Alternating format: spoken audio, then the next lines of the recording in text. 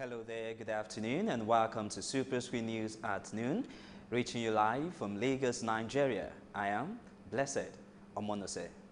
French President Emmanuel Macron will visit New African Shrine on Tuesday.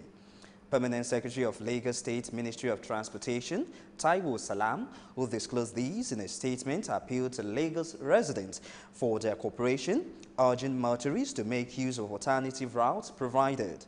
Salam also said there will be traffic diversion and restricted movement from 12 noon to 12 midnight on Tuesday around the Alausa African Shrine and Agidingbi axis. Senate President Bukola Saraki has called for the sack of security chiefs to give way for others who can perform better. Saraki, who disclosed these to journalists in Abuja, said the National Assembly had anticipated the situation and issued advice, but was ignored due to politicization of issues. The Senate President also blamed Nigerian authorities for failing to tame the killings, adding that the failure of security chiefs and agencies working together made attacks and reprisal frequent. Political aspirant Ahmed Buhari has officially declared his intention to contest for the 2019 presidential under the People's Democratic Party, PDP. Buhari, who made this known at the declaration ceremony in Abuja, advocated a template shift in the political and leadership equation of the country.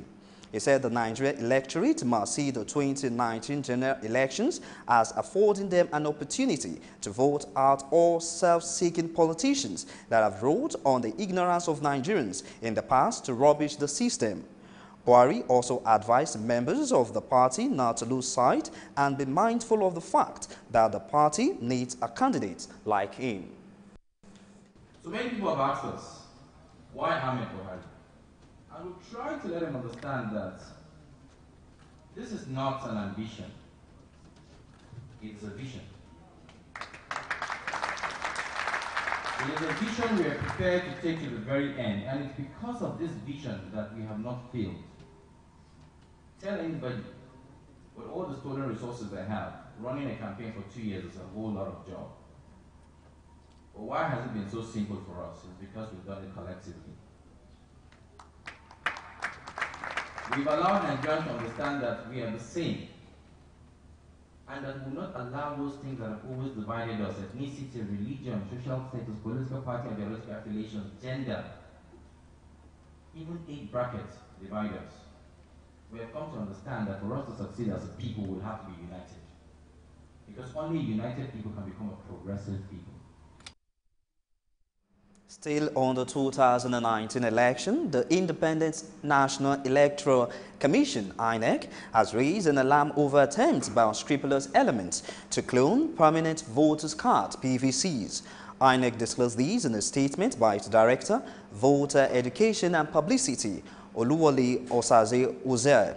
The Commission, however, said there was no cause for worry, as it's nearly impossible for PVCs to be cloned, adding that it is already working to further secure the PVCs and smart card readers and will continue to protect them from unauthorized and malicious access. And now to Ekiti State, the Independent National Electoral Commission, INEC, has distributed non-sensitive electoral materials across the 16 local government areas ahead of the July 14 governorship election. The resident electoral Abdul Ghani Raji disclosed these to journalists at a security meeting held at the State Police Command Headquarters in Ado-Ekiti.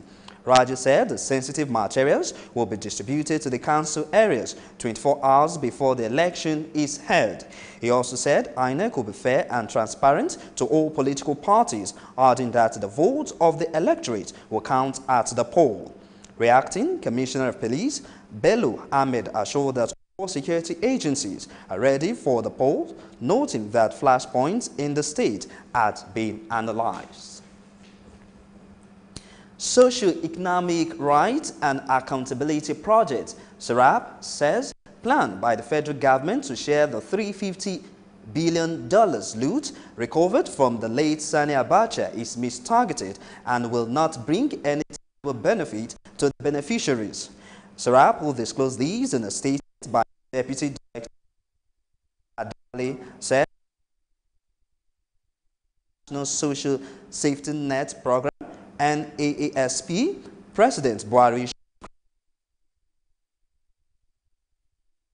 to invest in tangible projects that will improve access to those living in poverty.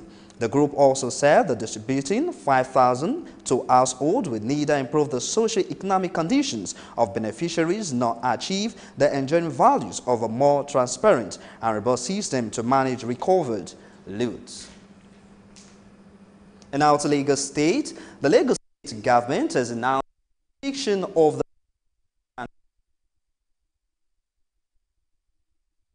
the State Commissioner for Transportation, Ladi Lawanson, made known in Alausa after meeting with relevant stakeholders, including Nigerian Union of Petroleum and Natural Gas Workers, NUPENG, Association of Maritime Owners, among others. The state government is now mandatory for all articles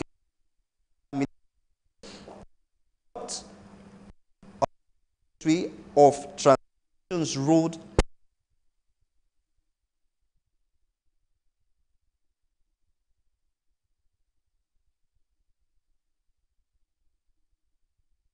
State Commissioner for Transportation, Ladi stakeholders, including Nigerian Gas Workers, NUPENG, Association of Maritime Truck Owners, among others. The government said it is now mandatory for Lagos to obtain the Ministry of Transportation's road worthiness certificate at any of the designated centers within the next 30 days. You will recall Otedola Bridge, Ojudu Berger along Lagos-Ibadan Expressway on Thursday, June the 28th, claiming lives and properties. And now to Plateau State. At least 6 persons have been killed in an attack on Roundfield Village community in Fan District area of Plateau State. Spokesman of the Military Special Task Force, STF, Major Umar Adams, who confirmed that the attack had only 4 persons dead, adding that more personnel have been deployed in the community. Reacting, spokesman of Beron Youth Modelers, BYM, Solomon Wantiyi, who condemned the attack, said June community of Riom local government area also came under heavy attacks the same night, leading to destructions farm lands. When Superscreen News at 12 returns, we'll bring you business in just a moment. After this break, stay with us.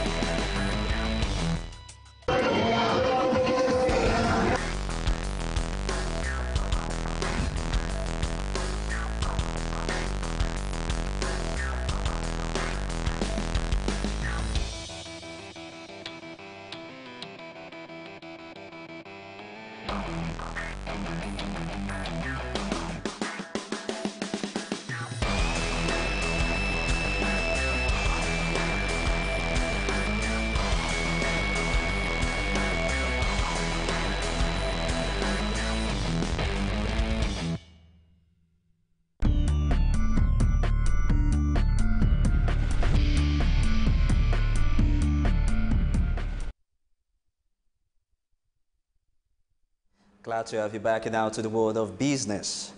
Commissioners of Finance from the 36 states of the Federation has insisted that the state would not accept anything short of NNPC fully remitting 20 billion naira outstanding to the federal account. Chairman of Finance Commissioner Forum, Mahmood Yunusa, who disclosed these to journalists, alleged that the National Oil Company remitted 127 billion naira as May earnings instead of 147 billion naira, leaving a shortfall of 20 billion naira. Yunusa also said the state got more revenue from NNPC when crude oil was $50 per barrel, adding that They now receive far less when the commodity is almost $80 per barrel. We don't intend to join issues with NNPC, right? But this is a public company, and as you are all aware, this is a company that is meant to make profit. It's not a cost center, but a profit center. And as stakeholders or shareholders entrusted with public capital and public investment, NNPC belongs to Nigerians. And as such, the trust of such company is bestowed on us. So therefore, in the spirit of due process and ensuring that everything is done well in line with law and acts establishing these companies are followed to the latter. So we and NNPC, I don't think we are having a very, very serious disagreement. Our disagreement usually is for reconciliation purposes. And you don't expect NNPC to just submit its report and then we just take it and adopt it. We have to go through it, and they have to. Our last NEC, basically about 80% of the discussion at the just concluded NEC, it is about NNPC. We briefed the governors very well what we feel are the areas to look out for. And we convinced them. They took up this matter to NEC, which is the highest decision-making body in terms of economy in the country, okay, chaired by His Excellency, the Vice President. And the Vice President also has interest in trying to see that all these issues are addressed once and for all. Still on business, the Asset Management Corporation of Nigeria, AMCON, says there will be no more room for negotiation with debtors as it is now set for a new stage of complete asset takeover. The Managing Director and Chief Executive Officer, AMCON, Ahmed Kuru, who disclosed this to journalists in Abuja, said the 5.4 trillion naira debt had lingered for too long. Kuru said AMCON has gotten tired of debtors coming to its office and telling lies about wanting to embark on staggered payment, which they ended up never fulfilling.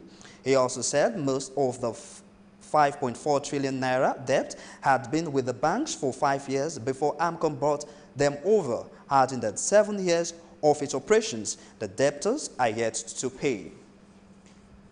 And finally, on business, the Association of Retired Federal Senior Public Officers of Nigeria, ARFE, SPON, has called on the federal government to pay the pension arrears of its members and address all their pending issues. The chairman, ARFE, PSON, Olufemi Odewabi, who disclosed these to journalists in Lagos, called on President Muhammadu Buhari to help the pensioners out of their unpleasant situation. Odewabi recalled that there was a presidential order on the increase in salary in 2010, but while the increase was effective for serving government workers, the law mandating the implementation of pension increase had not been fully implemented. He also said that under their past administration, a committee was set up to review the presidential order, after which it came up with an unacceptable report and reduced the payable increase to pension to 33% from 3.4%. If you're just joining us, this is Superscreen News at noon. We'll take another short break, and when we return, we'll bring you foreign and sport news in just a bit. Join us again.